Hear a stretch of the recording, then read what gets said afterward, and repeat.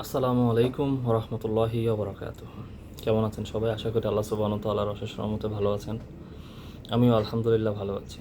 আজকে যে বিষয়টা নিয়ে কথা বলবো সেটা হলো সম্প্রতি এয়ারপোর্টে কাস্টমস কর্মকর্তা, ওনার নাম সম্ভবত মিজানুর রহমান, ওনাকে নিয়ে চোর চক্র যারা, অর্থাৎ আন্তর্জাতিক মাফিয়া চক্র যারা চোরাচালানি করে, যারা তারা খুব খারাপভাবে চেনাকে উপস্থাপন করেছেন। দেখেন, আমরা যারা প্রবাসী রয়েছি, আমরা কিন্তু চাইলেই সব কিছু করতে পারি না। আমরা যে দেশে বসবাস করি, ধরেন আপনি চাইলেই একটা ডিজে পার্টির আয়োজন করে ফেলতে পারেন না।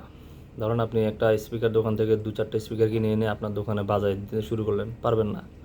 কারণ কি, এটাই দেশের নিয়মের বহির্ভূত কাজ। আচ্ছা, তারপরে ধরেন আপনি একটা মিছিল মিটিং শুরু করে দিলেন, পারবেন না, কারণ এটা এদেশের নিয়মের মধ্যে পড়ে না। আবার ধরেন আপনি এদেশ থেকে চাইলেই যে কোনো কিছু কিন্তু নিয়ে যেতে পারেন না। আমরা অনেকেই মনে করি যে এটা আমার টাকা দিয়ে কিনেছি, আমি কেন নিতে পারবো না। আপনি কোত্থেকে কিনেছেন? আপনি কিনেছেন ধরেন ওমান থেকে, বা আপনি যে দেশে আছেন সেই দেশ থেকে। তো সেই দেশ তো ট্যাক্স পেলো, কিন্তু বাংলাদেশ তো পেলো না। আপনি যে জিনিসটা নিতেছেন সেটা ব্যবহারের জন্য এখন যদি ঢালাওভাবে ধরেন অনুমতি দিয়ে দেয় যে আপনারা যা খুশি নিতে পারেন, তাহলে আপনি তো মোবাইল নেবেন 2টা 3টা 4টা, ওকে, কিন্তু এই সুযোগকে কাজে লাগিয়ে তখন তো সেই চোর চক্র নিয়ে যাবে কয়টা, 10টা 20টা। অলরেডি তো ধরতেছে, যেগুলো ধরে সেগুলো তো তারা হাইলাইট করে না। হাইলাইট করে কোনগুলা? ধরেন ব্যাগটা কাটতেছে সেটার ভিডিও, কিন্তু ব্যাগটা কেন কাটতেছে সেটা কিন্তু সে বলে নাই। বলতেছে কি, যে ভিডিওটা ছাড়লো সে নিজের মন গড়া মতো একটা বলে দিল যে আমার টাকার জিনিস কেন ইয়ে করলো। ভাই, বিমান দিয়ে নামলেই, এয়ারপোর্ট দিয়ে বের হলেই সবাই প্রবাসী হয় না। এমন বহু আছে যারা মাসের মধ্যে অন্তত 15-20 বার আসা যাওয়া করে। কেন? ওরা ব্যবসায়ী। তো এখন আপনার সাথেই বিমান থেকে নামলো, এখন তাকে চেক করবে না? তার ব্যাগটা যখন স্ক্যানিংয়ে দিবে তখন তো দেখা যাবে যে এটার মধ্যে অনেকগুলো মালামাল দেখা যাচ্ছে, তখন তার ব্যাগটা কাটতে হবে।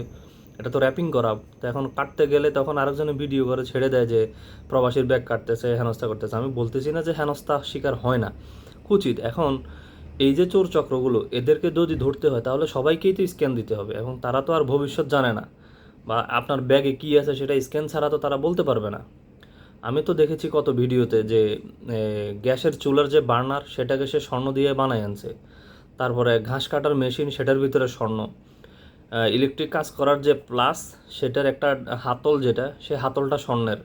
তারপরে সে ঘড়ি কিনছে, ঘড়ির ভেতরটা স্বর্ণের। ভেতরে স্বর্ণ দিয়ে, উপরেরটা ঠিক আছে দেখতে ঘড়ির মতো, কিন্তু ভেতরে স্বর্ণ। তাহলে এগুলো কীভাবে ধরবে ভাই?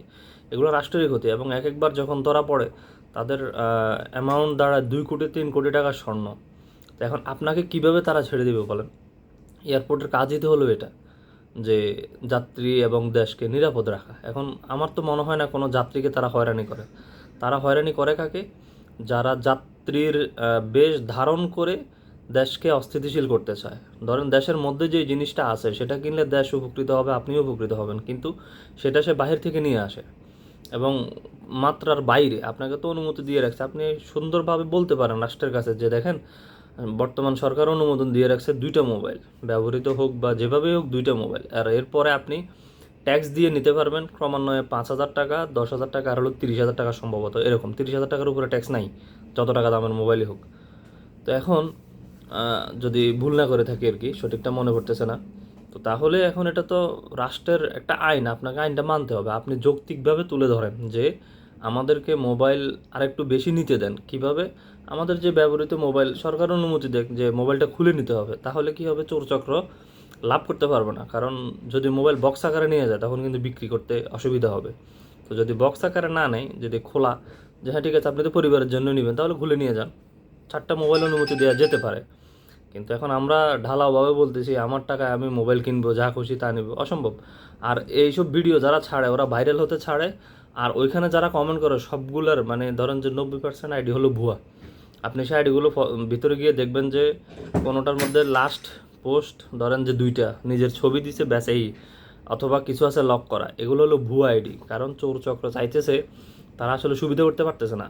এজন্য আমাদের মতো প্রবাসী যারা, ভাই আমরা যারা এই পোস্টগুলোর পক্ষে মানে সহমত দিতেছি, আপনি কি নিজে পরিবারের জন্য মোবাইল কিনেন? ভাই আমি নিজে প্রবাসী, আমি নিজেও দেখতেছি তো আশপাশ থেকে মানুষ যাচ্ছে না, কার জন্য কয়টা মোবাইল কী নিতেছে না নিতেছে। এগুলো হলো একটা ফাওয়া লাভ। যার টাকা আছে সে তো এমনিতেই আছে, এদেশ থেকে নেওয়ার কী প্রয়োজন? বাংলাদেশেও মোবাইল আছে, ঠিক না? তো এখন এদেশ থেকে নিতে হলে তাহলে আপনি সুন্দরভাবে বলেন, সরকারের কাছে আবেদন করেন যে আপনারা 4টা মোবাইল নিতে দেন, ব্যাস। কিন্তু একজন কাস্টমস কর্মকর্তাকে এইভাবে হাইলাইট করার তো কোনো প্রয়োজন নাই খারাপভাবে। তিনার কাজ তিনাকে করতেই হবে। আপনি চাইলে আপনি বাংলাদেশকে নিয়ে এখন যা খুশি করতে পারেন। তো আপনি যে দেশে ট্রানজিটে গেছেন, তো ওই দেশে পুলিশ কর্মকর্তাকে নিয়ে বলেন তো।